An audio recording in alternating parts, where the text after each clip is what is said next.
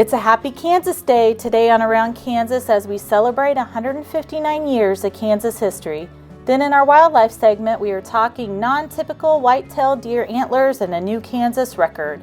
Next, Duane Toews visits with Earl Roemer from New Life Market. Ron Wilson shares another witty poem, and we end with the view of Kansas from the lens of Michelle Martin's camera. Closed captioning brought to you by Ag Promo Source. Together we grow. Learn more at agpromosource.com. Welcome to the Western Kansas Wildlife Travel Center, right here in my hometown of Oakley, Kansas. We're the front door of Western Kansas, located on three main highways, I-70, US 83, and US 40. And all those roads lead to history, beautiful scenery, and adventure, no matter which direction you go. We now have an IHOP. That brand that you've trusted up and down the road in all your travels is staffed with local folks, real people just like you and me, and we're waiting on you to join us. So for fun, adventure, fuel up, fuel your body, and let's have some fun.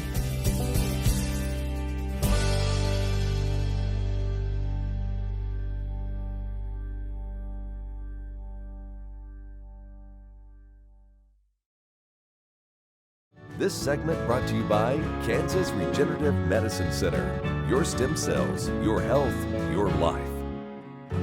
Good Wednesday morning and happy Kansas Day to all of you out there.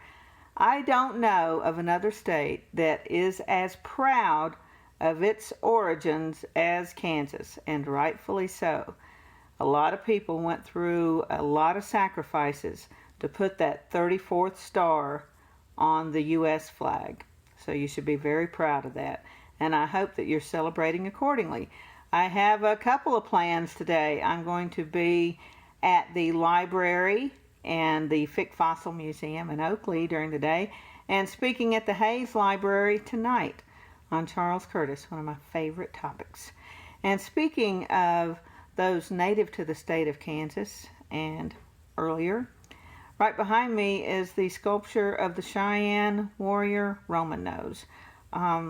Such a beautiful sculpture, and it was such a thrill the day that we honored the Roman Nose family and the Cheyenne Nation with this magnificent sculpture.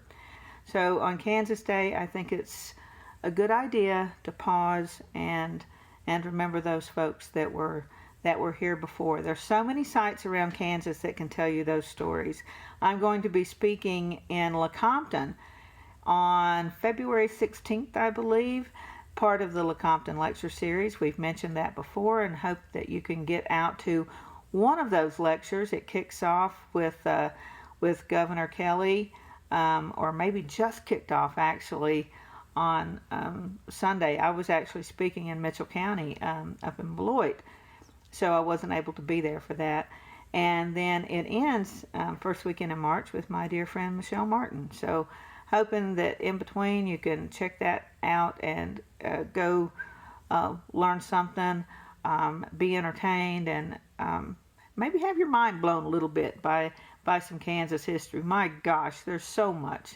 There's just so much. There's just no end to what you can learn, and no end to the places that you can explore. So that's my charge to you today, is go out and explore and learn some Kansas history, get some new stuff, enjoy it with the kids, go to a museum just like ours, and go to your local museum, go to the one that's right there down the street that maybe you've been meaning to stop at and just haven't done it. So by all means go by there. We have a terrific show for you today because there's a lot of terrific things going on. And I'm real excited about my month. I just got back from visiting friends in Philadelphia and doing some research there. So in the coming weeks, we're going to share some of those stories with you, and I just can't wait. And I am headed this week to Santa Fe on Santa Fe Trail Business. And again, I'm always looking for the Kansas connections. And if you look for those, you will always find them. I don't care where you go, what part of the country, what part of the world. You will find a Kansas connection if you just look for it. Since we became that 34th star, our impact on national politics, on world affairs is incalculable.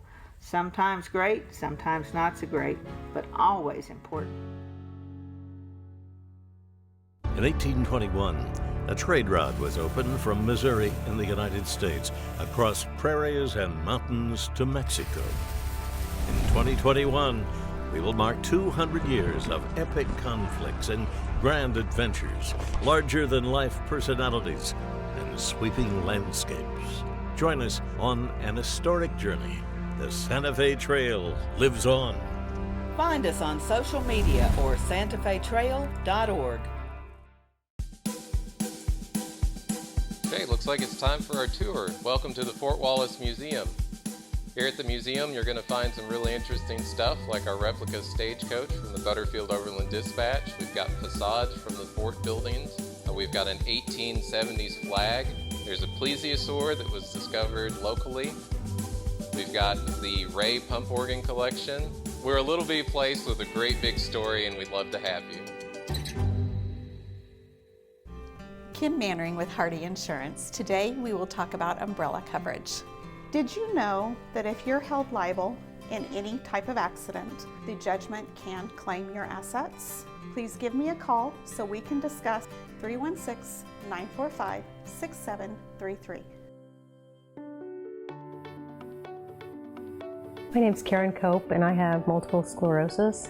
When you have MS, on the outside you look great, but you know what's really going on in the inside is chronic body pain, chronic fatigue. And there's lots of days that I'd wake up and say, oh, please God, help me get through this day. You know, after stem cells, Chloe, my youngest daughter, she was asked by my father-in-law, how's your mom doing? And Chloe said, Grandpa, I've never had a mom like this before, because she was 8 when I was diagnosed, and she really had no other memory of me but being sick.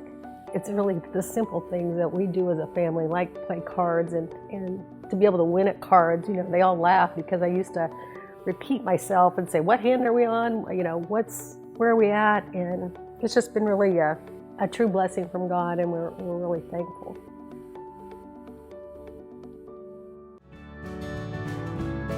This segment brought to you by the Western Kansas Wildlife Travel Center in Oakley. Well, I'm telling you, if you've been paying attention to wildlife stories in Kansas lately, they have been wild. From the moose running loose to the elk running alongside the road in Colby the other day, to that non-typical buck that bow hunter Brian Butcher snagged in October. I have never seen anything like this, had no idea that such beasts existed. And what the heck is non-typical? Well, non-typical is pretty doggone bizarre. So let's take a look at these non-typical racks and how they occur and how they count those, and it's just, again, just stuff I had no idea. Antlers. Hunters scout out the biggest ones, and farmers scour their fields for antler shed that might puncture their tires. Antlers are fashioned into knife handles and light fixtures. They are mounted above fireplaces and become the focal point of tall tales. It's all about the rack. There are racks, and then there are non-typical racks. Just ask Kansas bow hunter Brian Butcher. According to the Kansas Department of Wildlife, Parks, and Tourism, 38-year-old Brian harvested a whitetail buck in Chase County last October that he knew was something special.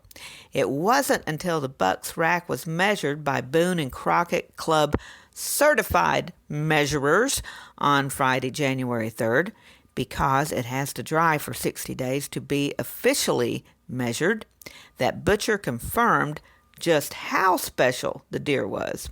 When I first saw it, I thought it had some branches or grass tangled up in its antlers, said Butcher, but when I looked at him with binoculars, I realized it was all antlers.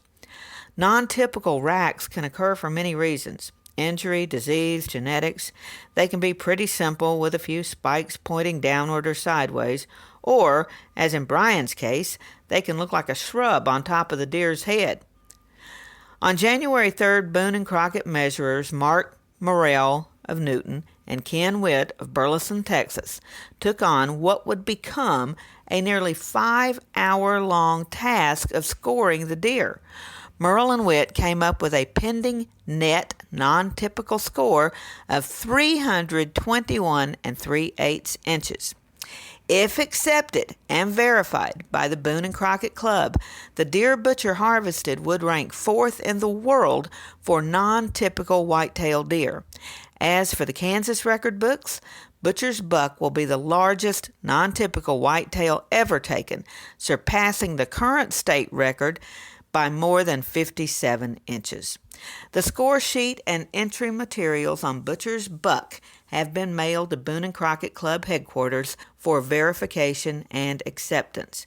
Because of its high ranking, the rack will be scored again by a panel of measurers at the Boone and Crockett Club's next awards ceremony in 2022. Boone and Crockett is an internationally recognized nonprofit conservation organization that maintains North American big game records.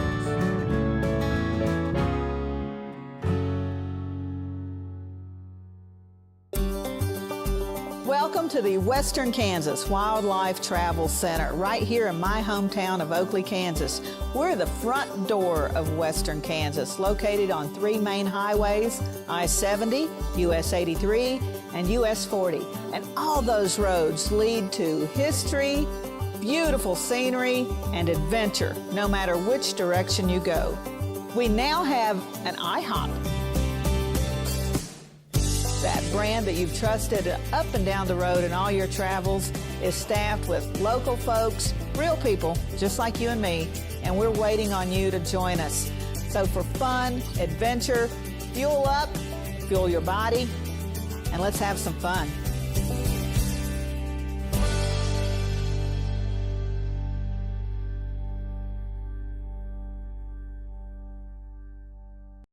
Valley Vet Supply is devoted to providing information and professional quality products at reasonable prices. ValleyVet.com, ValleyVet.com, Valley Vet Supply. This segment brought to you by Bob Swartz Financial. Values, commitment, transparency.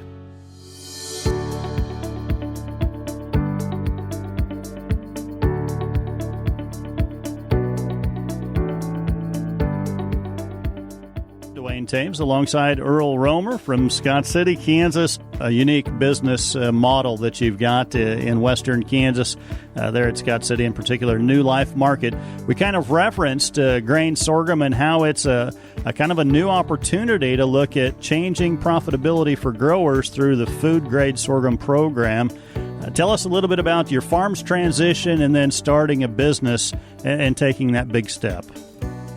It definitely did not happen overnight, Duane, and we had to recognize a lot of the challenges and then build that plan and that roadmap that would potentially allow us for some success in this, because we were introducing a product that really didn't have a lot of consumer demand, and so nothing came easy, and it didn't happen overnight, but the consumers demanded those characteristics that grain sorghum had, and we had increased demand for those.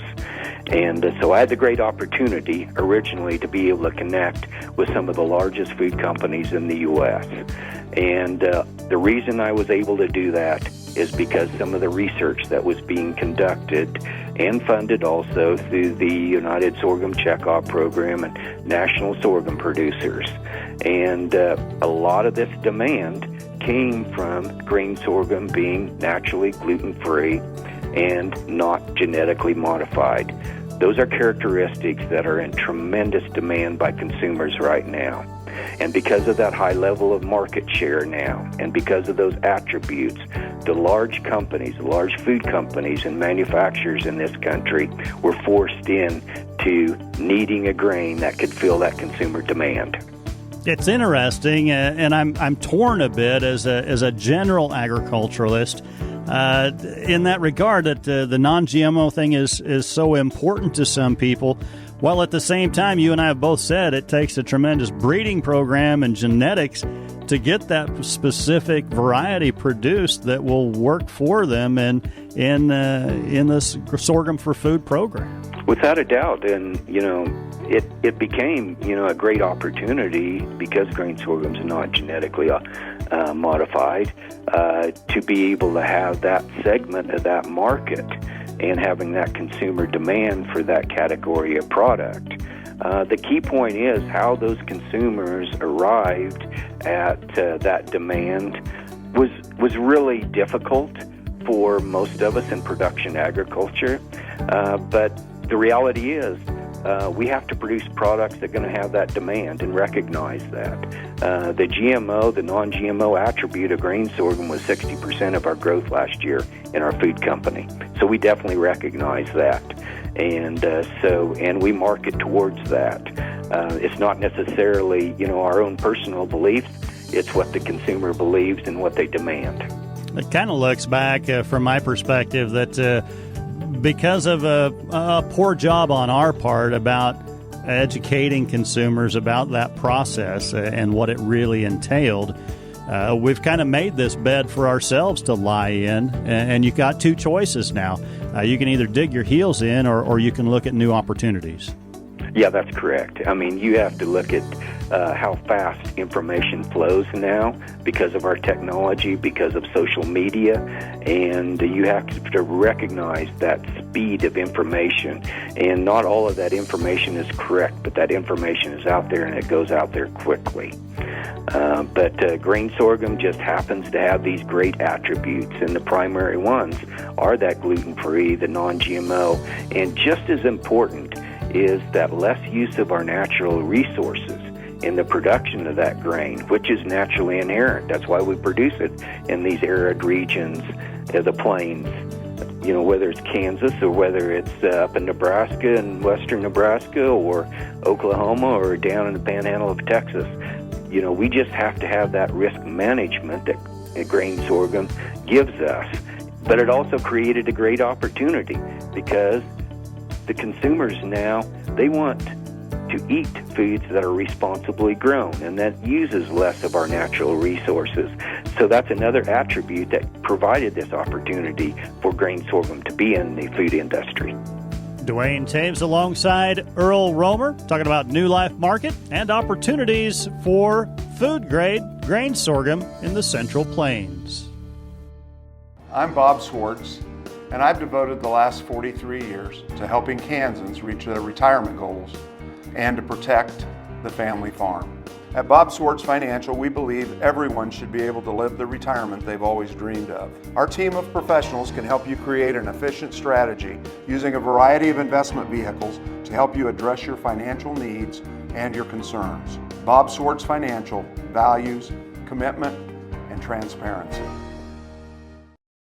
Sure Crop Fertilizers was started by my father, Don Sherman, and my mother, Shirley Sherman. Family business that started in the 80s. We predominantly focus on plant nutrients and what we can do to give growers better responses with the fertilizer dollars that they do, and what we can do to make those things work better for that grower. We're based out of Seneca, Kansas. We work with growers in their soil analysis to figure out what they need, and then we can put those in a blend that gives them the best results, and so that we can deliver that direct to their farm so that they have those nutrients where they need them, when they need them, and so that they can apply them in a manner that's very efficient to them and works well on their planting systems and what they're doing.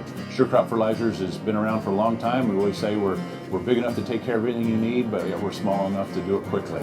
You can get a hold of us at 1-800-635-4743. Our website is surecropfertilizers.com, and you can always email me at Corey@surecropfertilizers.com, and with any questions you have, and we're glad to answer and work with you. This segment brought to you by Santa Fe Trail Meats in Overbrook. Let us help feed your family. I thought I'd seen it all, and then I got a call from a guy in town. He said, "We want you to come help us do goat yoga." I said, "Goat what?" "Yes, goat yoga is a thing." So we rounded up some goats, we went into town and built a pen and watched it happen. This poem is called "You Go, Yoga Goat." I thought I had seen everything, but I was surely wrong, because I found something new when goat yoga came along. We brought our goats to town and we put them in a pen where a bunch of people came and brought their mats on in.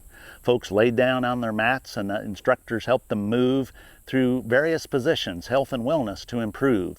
They would roll and move their body into various contortions, which seemed to help them stretch by increasing proportions. The goats would mill around them for however long it took, while giving all the people a sniff or just a look.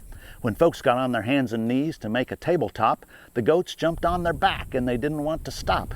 It was the first time seeing yoga. I am sure to note that I never, ever, ever had seen yoga with a goat.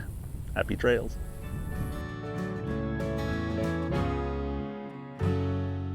Trust and leadership are critical to success at Kansas Regenerative Medicine Center in Manhattan. Just ask Coach Bill Snyder. People of the Regenerative Center do care about others. I've been highly impressed with those people that have that vested interest and try to help people become better. The center really is a wonderful thing here in Manhattan, first of its kind, and we're on the cutting edge of what lies ahead. Find out more about the trusted leader in stem cell therapy at kansasrmc.com. Kansas Regenerative Medicine Center. Your stem cells, your health, your life. Kansans have a new choice for Medicare supplement insurance plans. With Medicare supplement insurance plans from Kansas Farm Bureau, you have access to 4 levels of coverage, affordable rates, and service from an organization that's served Kansans for more than 100 years. For more information on Kansas Farm Bureau Medicare supplement plans, including rates and to apply, visit kfbhealthplans.com.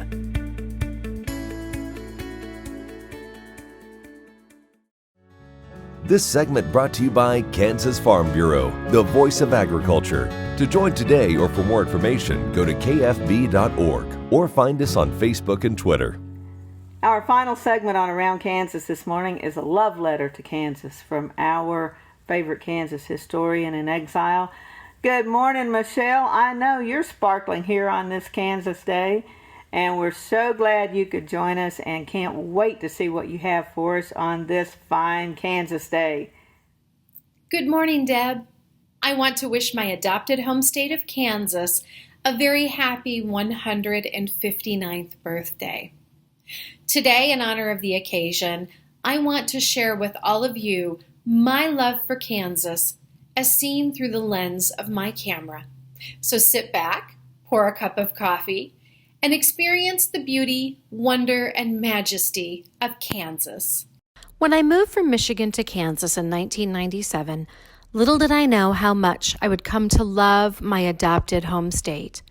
I arrived in Pittsburgh the summer of 1997, and after moving to the historic community of Fort Scott in 2000, my Kansas adventure began. As I became more involved in the Kansas historical community, I began to spread my wings and fly.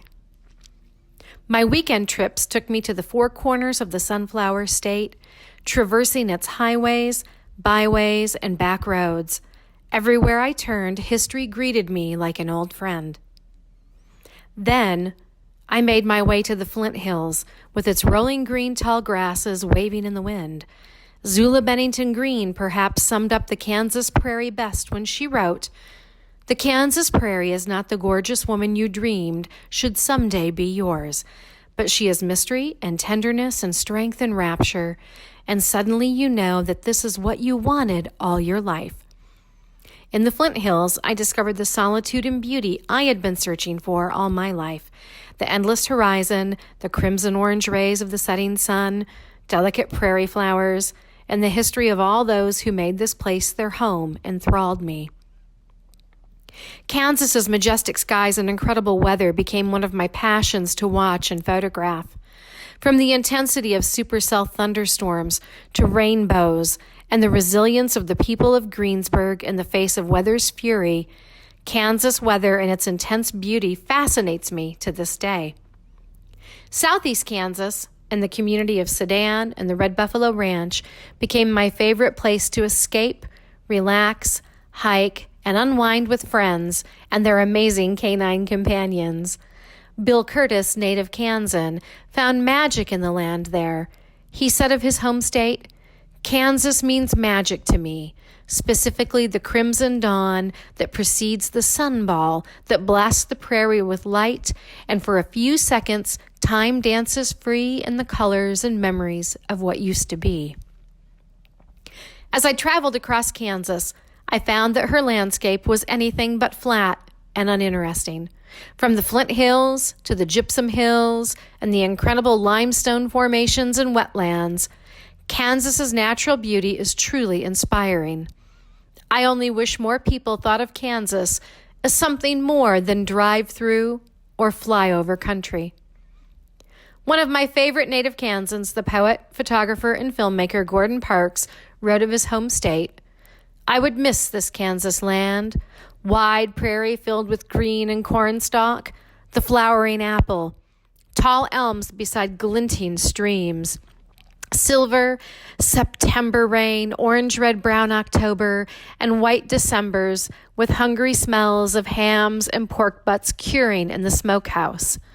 Yes, all of this I would miss, along with the fear, hatred, and violence we blacks had suffered upon this beautiful land." Parks's words remind us that Kansas has a complex and deep-rooted history. It is a history that is both beautiful and heartbreaking, but one that is so important for us to understand, especially today of all days. I hope you've enjoyed our Kansas Day celebration. Tune in next week for more historical adventures somewhere around Kansas. Once again, thank you for joining us. Happy Kansas Day, everybody. And like I tell my granddaughter, no matter where you go, don't you forget that you are a brave, resourceful Kansan. I'm Deb Goodrich, and I'll see you somewhere around Kansas. Closed captioning brought to you by Ag Promo Source. Together we grow. Learn more at agpromosource.com.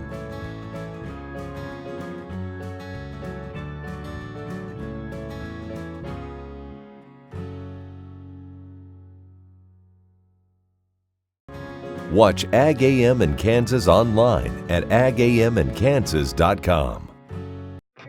Next time you see a beautiful field of corn, reach out and thank the farmers who work tirelessly to raise corn for livestock feed, renewable fuels, and exports to feed a growing world population. The farmers on the Kansas Corn Commission work for Kansas Corn with grower-funded checkoff dollars that support foreign and domestic market development, research, promotion, and education to expand opportunities for Kansas farmers. To learn more, visit kscorn.com. The Kansas Wheat Innovation Center in Manhattan is rediscovering ways to get improved varieties and new genetics in the hands of farmers faster. Grower-led and checkoff-funded research initiatives are bringing about positive change. This grassroots leadership provides a strong voice in Topeka and Washington, D.C. Now is the time to partner with Kansas Wheat in moving wheat forward. Kansas Wheat Commission and Kansas Association of Wheat Growers. Farmers investing in their future and yours. Log on to rediscoverwheat.org.